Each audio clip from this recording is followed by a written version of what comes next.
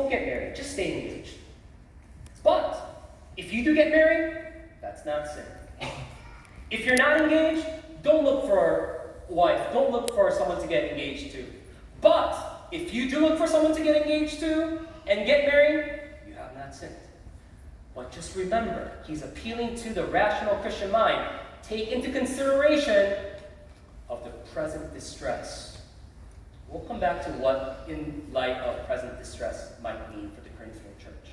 But that's what he's saying. He is advocating for the Christian freedom to either stay single or get married. But just don't do it without thought. Think about such things. And one of them is in view of the present distress.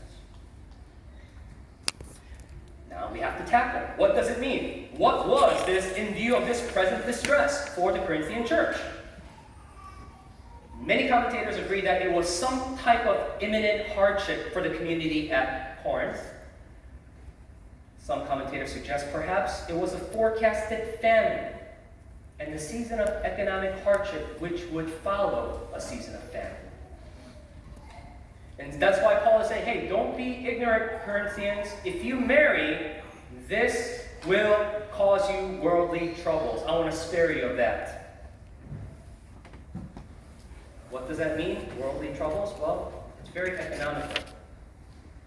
Back then in the first century, when you married, it was not just a choice to have children. It was known that you would achieve a family.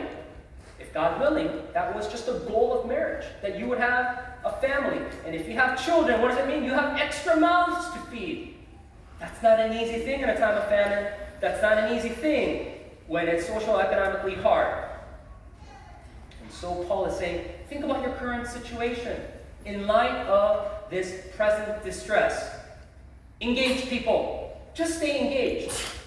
Now you see what he's saying? Stay engaged.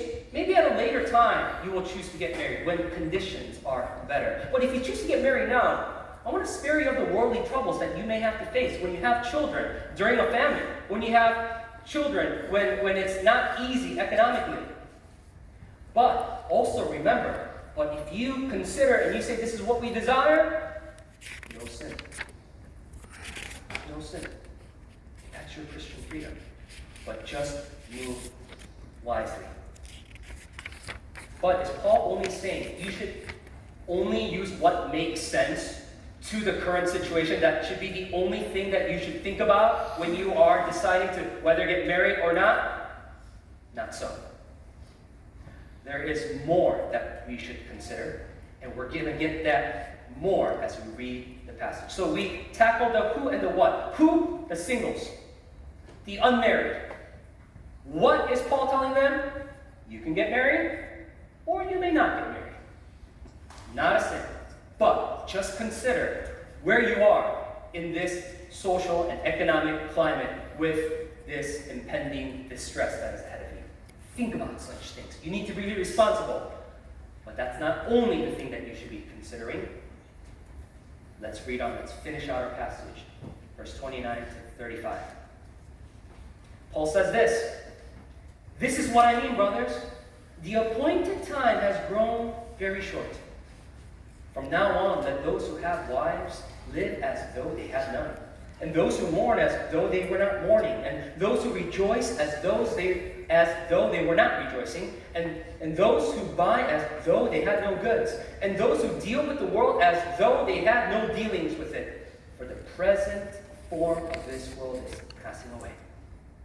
I want you to be free from anxieties. The unmarried man is anxious about the things of the Lord, how to please the Lord. But the married man is anxious about worldly things, how to please his wife.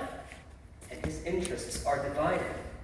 And the unmarried or betrothed woman is anxious about the things of the Lord, how to be holy in body and spirit. But the married woman is anxious about worldly things, how to please her husband.